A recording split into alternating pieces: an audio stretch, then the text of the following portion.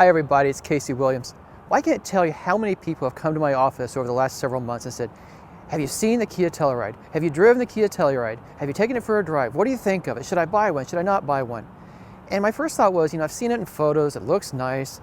I'm thinking, it's a big over-glorified 3-row Sorento, and what's the big deal about it? But I thought, if this many people are asking, I probably should get it and go for a drive. So I did. And I have to tell you, it's far more than an over-glorified 3-row Kia Sorento. It's a very nice vehicle. Let's go look at it. Well, I think the overall thought that comes to mind when I look at the Telluride, it has a very British look to it. It looks very upright, looks very expensive, but it's also kind of streamlined and just looks like it'd be a really nice vehicle to take a very long drive in. It's got a little bit of the Range Rover, Bentley, even a little bit of the Rolls-Royce Cullinan look to it. And I think it really plays well in this class. It really starts with the front, kind of have the pinched grille that's Kia's trademark. Then you got the Telluride logos across the top, a little bit like Range Rover, stacked LED headlamps. So I just think it gives it a very strong look.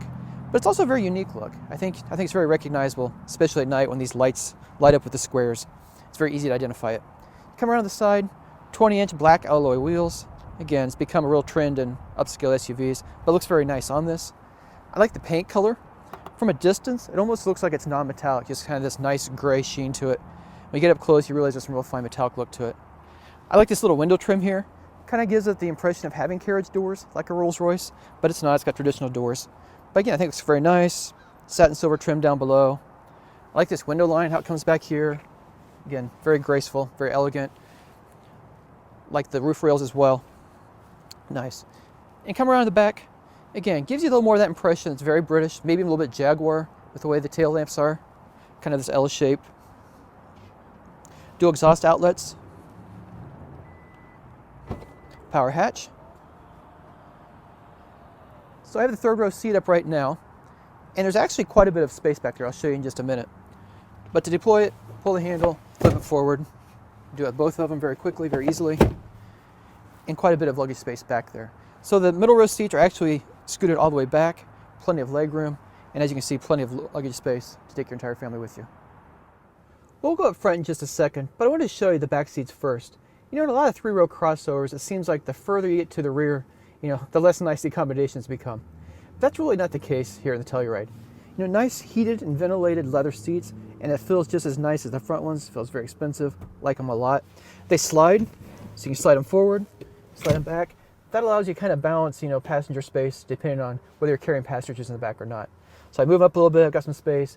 You still get, 2 or 3 real adults in the back. And a lot of these, you're kind of scrimped on space in the very back. That works out very well. Nicely padded. Sunshades back here as well. Big Harman Kardon speakers. And some other things I like about it. There's little power USB plugs right here on the sides of the seats. You can plug your devices in. More power down below. Got a household outlet down below. This is the old cigarette style power outlet down here. Cup holders. And the climate controls. You've got your own vents. You've got them for this seat, these 2 seats, and for the rear. And the climate controls are all integrated up here into the lighting. Everything is just, very nicely integrated, very smooth, and just very well done.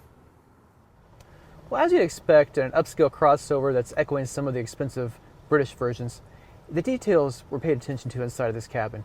It starts with the seats, this nice soft Napa leather. They're heated and ventilated. The driver's bottom seat cushion extends, so you can adjust for different leg lengths. I think it's really a nice touch you just don't get in this class of vehicle very often. Heated leather wrapped steering wheel, feels very nice. Nice, smooth, soft leather.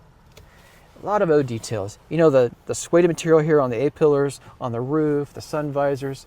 Pretty much everything you touch and feel and look at, seems expensive. Stitching here on the dash, the wood grain, it's fake, but really, even touching it, you would think it's real. Very nice. Satin silver finishes here as well. Some of the piano black down here in the console. Again, every detail is very, very nice. The Harman Kardon audio system is one of the nicest sounding audio systems I've ever heard in a crossover. Just spot on. But there are other nice things to connect your devices.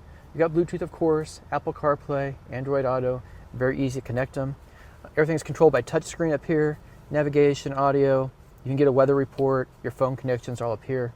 Swipe screen to go through your stations, go through your music library. That works very well. Then dual zone automatic climate control for the front, and a 3rd zone climate control in the rear. Again, works out very, very well. So let's talk about some of the safety systems on this vehicle. We've got a heads-up display, and that's really just the start of it. Also got lane keep assist, adaptive cruise, forward collision warning, rear crosspath detection, blind spot warnings.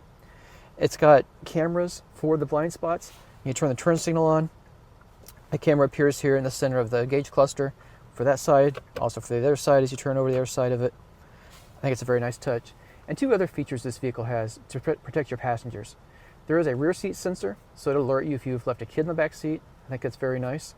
And it's also got a sensor when passengers step out into traffic. It uses the blind spot system to give you an alert when you're opening the rear door or front door to tell you that cars are coming as well. So I think those are all very nice systems, keep you safe, and also keep you very comfortable on the road.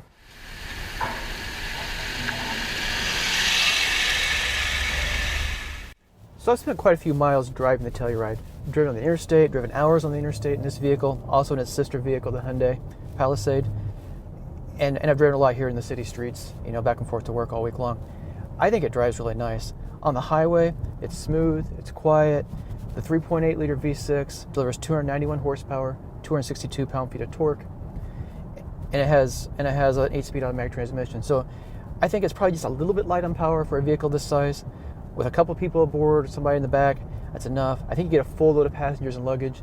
I think you may want just a little more power. Fuel economy, 19 miles per gallon in the city, 24 on the highway. Again, there's a reason why a lot of the competitors, from Subaru and Volkswagen and others, are going with turbocharged 4-cylinder engines in these vehicles, because you can get the power and the torque, but you can get better fuel economy too. Something like this should be getting high 20s, really knocking on the door of 30 miles per gallon. 24 is a little light. In fact, that's really not much better than you're getting in a 3-row, fully framed SUV, from some of their competitors. But I have no complaints about driving. I mean, it's smooth. The suspension is a case example of you don't need a fancy air ride suspension to get a smooth and capable ride. It handles well. Of course, a big vehicle like this, you put it in a corner, put it in the corner hard, it's going to wallow a little bit, but it's a big, huge vehicle. It's designed for that. But everyday use, you're not going to want anything more than what this does. And again, long hours on the highway, rode comfortably, the engine was quiet, the interior was quiet, liked it a lot. I used the navigation system, puts directions up on the heads-up display. I think that's great. And it's just very comfortable. I find the navigation system easy to use. I find the audio system pretty easy to use. Again, it has Apple CarPlay, Android Auto, so you can connect your devices really easily. It does have wireless phone charging.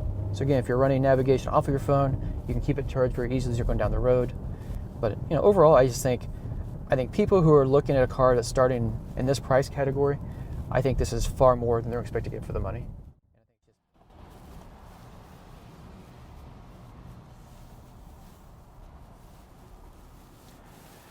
So after driving the Kia Telluride, I've come to understand what the big deal is about. It's a very nice vehicle at a very affordable price. Is it a Rolls-Royce, Bentley, or Range Rover? No. But at the price that this vehicle is offered at, it really doesn't need to be. So let's talk about price. Starts just under $32,000, in fact $31,690. This one fully equipped, under $47,000. And if you look back at the videos we've done, we have done a number of compact, luxury branded crossovers that wouldn't begin to hold a candle to this. If I was going to improve a couple things, a little better fuel economy, a little more power would always be appreciated. But outside of that, a very nice job for Kia. To really do a vehicle this size, this caliber, to really hit it out of the park first shot, great job.